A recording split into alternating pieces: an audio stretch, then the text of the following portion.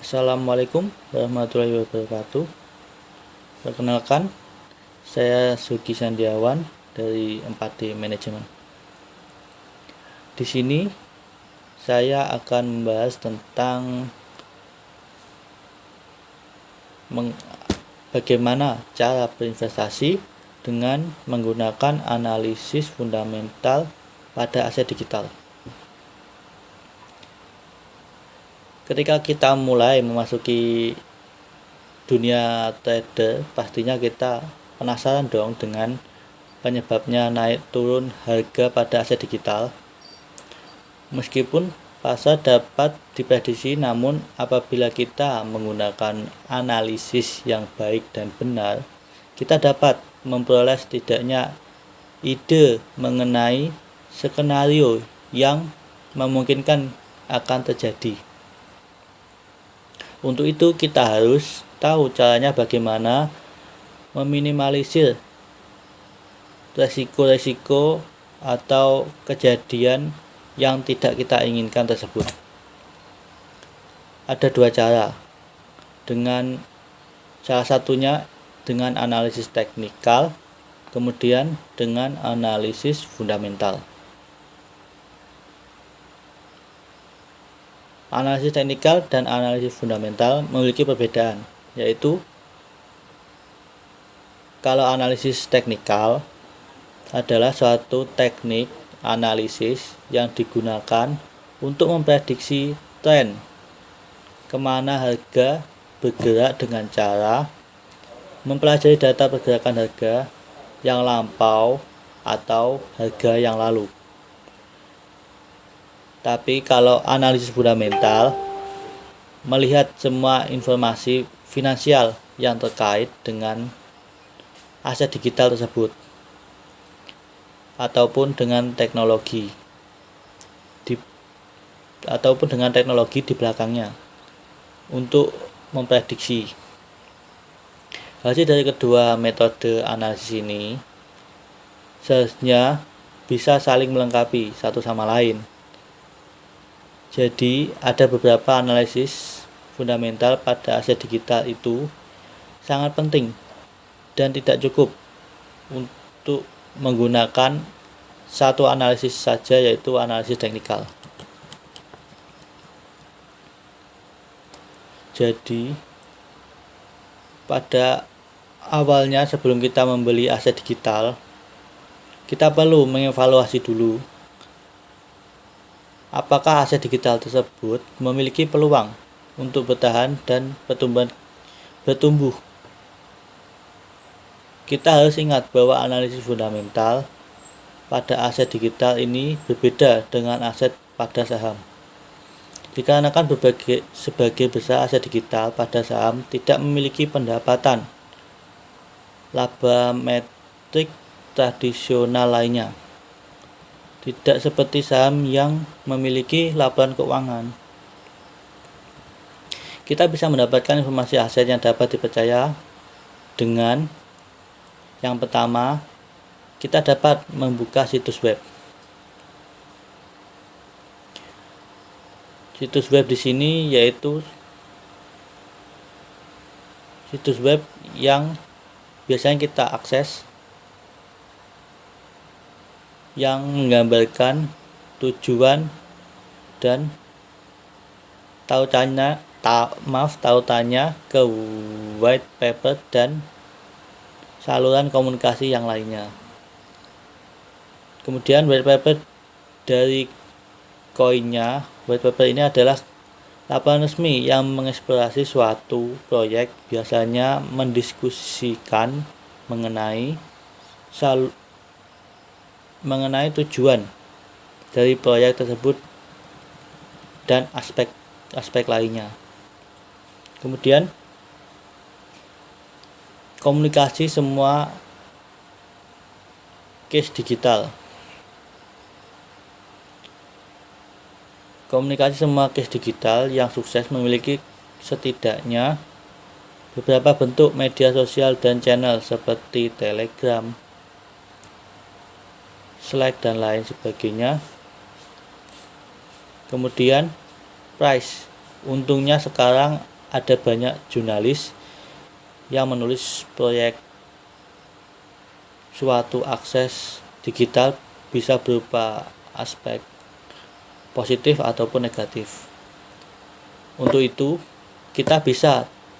traders harus rajin memeriksa yang mereka katakan pada aset digital yang kita tertarik. Setelah kita dapat memperoleh informasinya, kita lanjut ke langkah-langkah menganalisis fundamental pada aset digital. Ada 6 langkah untuk menilai sebuah aset digital. Untuk yang pertama adalah dari market capitalization. Market capitalization adalah nilai dari harga sebuah aset digital yang dihitung dari jumlah keluaran aset digital yang beredar. Market capitalization ini penting karena ingin menunjukkan beberapa besarnya ruang untuk pertumbuhan. Untuk menghitung sebuah market capitalization pada aset digital, yang perlu dilakukan hanya mengalihkan harga aset digital sekarang dengan jumlah aset digital yang telah beredar, atau kalian langsung mengunjungi CoinMarketCap untuk langsung melihat market bahwa kapitalis lebih dari 2000 market kapitalis yang ada. Namun perlu diingat bahwa aset digital yang memiliki harga rendah dapat memiliki market kapitalis yang sama dengan aset digital yang memiliki harga tinggi jika hanya memiliki jumlah supplier yang tinggi. Kemudian supply pada sebuah aset digital, misalnya Bitcoin, ke seluruh dunia. Jumlah Bitcoin diperkirakan mencapai 21 juta. Kita juga bisa mendapatkan informasi ini di CoinMarketCap dan tinggal klik saja aset digital mana yang mau kita lihat dan semua informasi sudah tercantum pada halaman market cap ini.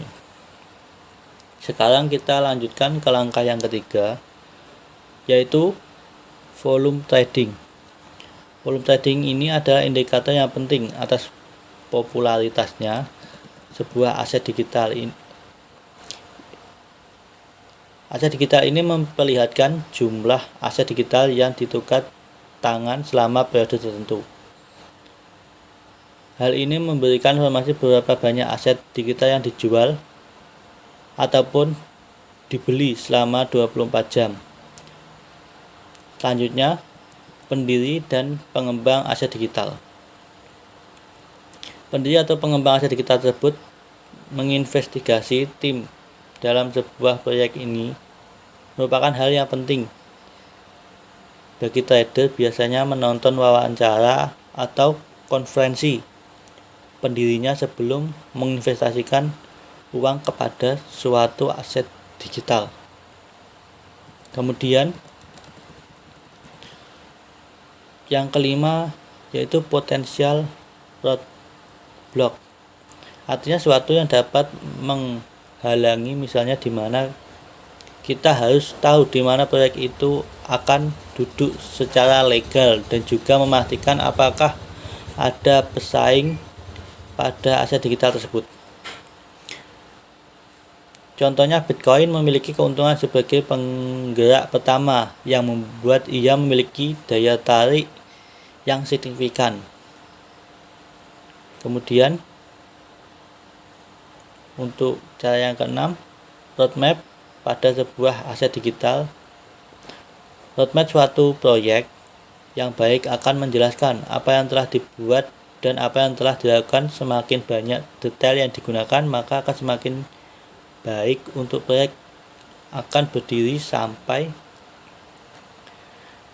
kemana-mana, sampai besar, apabila mempunyai roadmap yang jelas.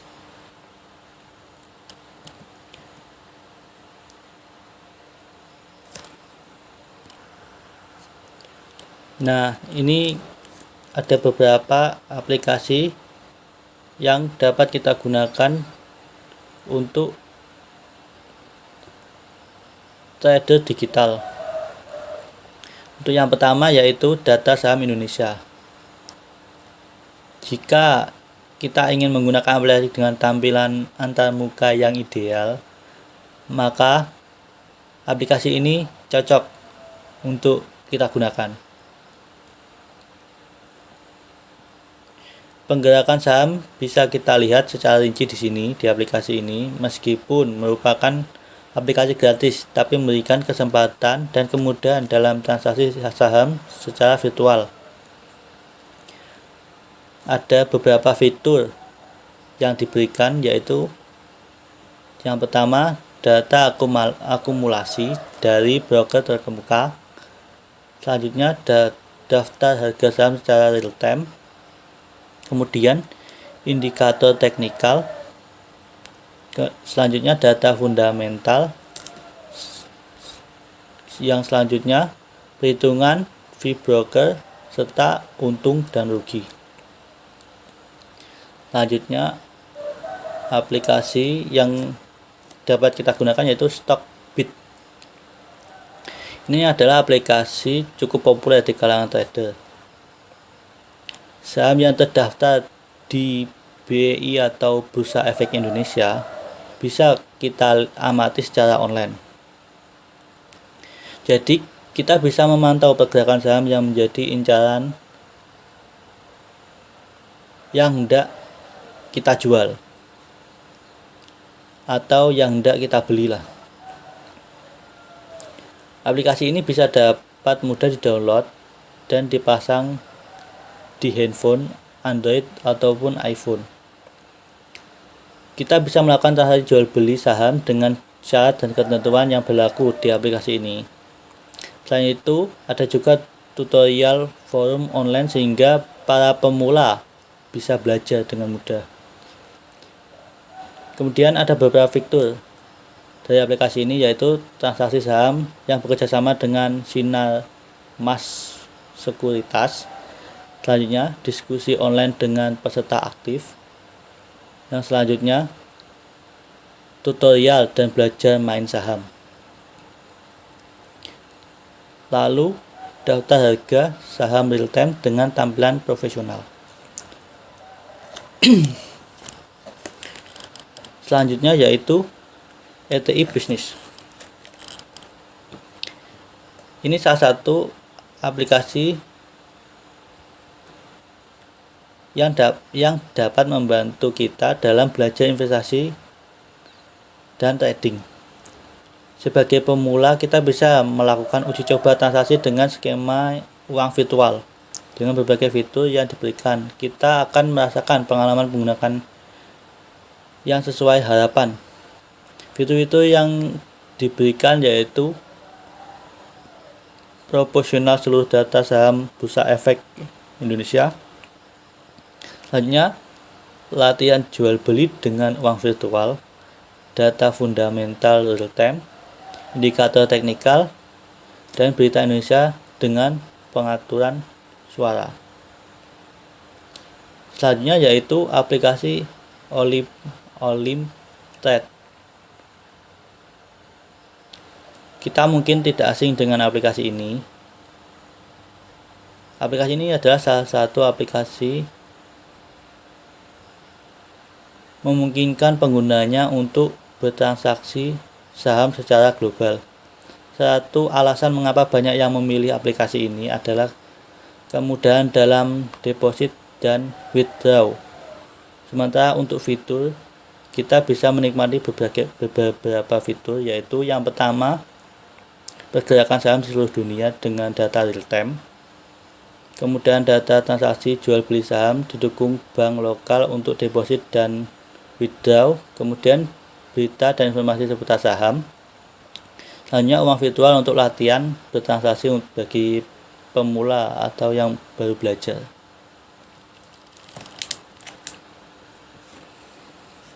Nah, sampai sini saja untuk menjelaskan bagaimana cara memperoleh informasi, analisis fundamental, dan juga langkah-langkah untuk melakukan analisis fundamental yang baik dan benar. Saya yakin kita dapat memperoleh pelajaran yang penting dari teori yang telah saya sampaikan tadi.